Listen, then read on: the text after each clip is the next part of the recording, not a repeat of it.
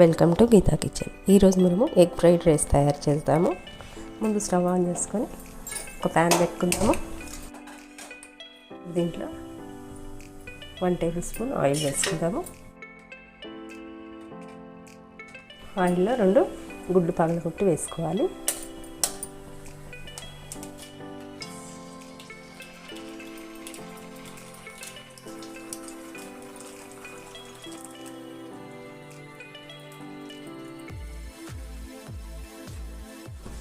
ఇలా ఆయిల్లో 2 నిమిషాల పాటు ఉంచి తర్వాత దీన్ని కలుపుకుందాము. ఎగ్ని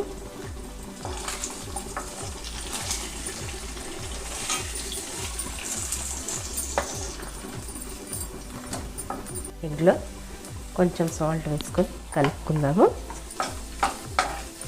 మరి చిన్న చిన్న ముక్కలుగా కూడా చేయొద్దు, కొంచెం పెద్ద ముక్కలుగా ఉంటేనే బాగుంటుంది.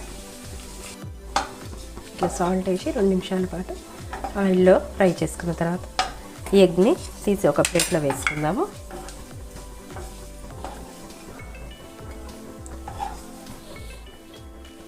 ఇప్పుడు ఇదే ప్యాన్లో 2 స్పూన్స్ ఆయిల్ వేసుకుందాము. ఆయిల్ వేడైంది. ఉల్లిపాయ ముక్కలు,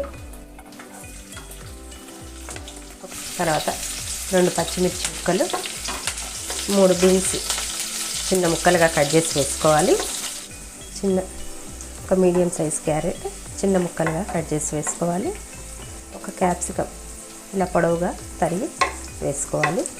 ఇవన్నిటిని ఫ్రై చేసుకుందాము. ఆయిల్లో 2 నిమిషాల పాటు మగ్గనివ్వాలి వీటిని. ఆయిల్లో చక్కగా మగ్గినాయి కూరగాయలు. ఇప్పుడు దీంట్లో మనం వండిన అన్నాన్ని పూర్తిగా చల్లారిన తర్వాత వేసుకోవాలి.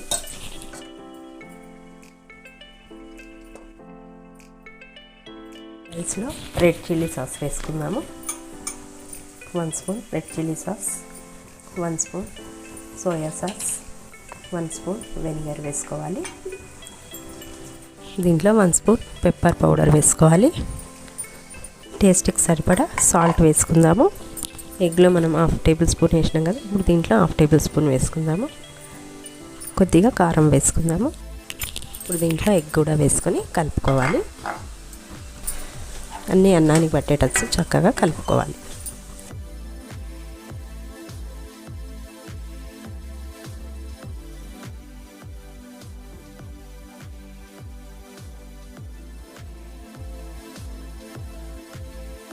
ఇలా హై ఫ్లేమ్ మీద 2 నిమిషాల పాటు కలుపుకుంటూ ఉంచి తర్వాత స్టవ్ ఆఫ్ చేసేద్దాము.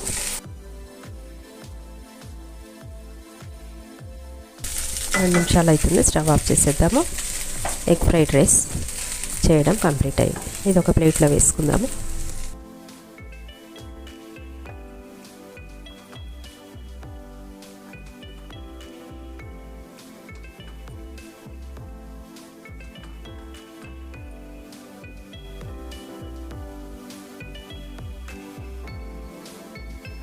ఎగ్ ఫ్రైడ్ రైస్ చేయడం కంప్లీట్ అయింది. ఈ వీడియో మీకు నచ్చినట్టయితే లైక్ చేయండి, షేర్ చేయండి, కామెంట్ చేయండి. సబ్స్క్రైబ్ చేయని వాళ్ళు ఉంటే తప్పకుండా సబ్స్క్రైబ్ చేసుకోండి. మరిన్ని మంచి వీడియోల కోసమే గీతా కిచెన్ని చూడండి.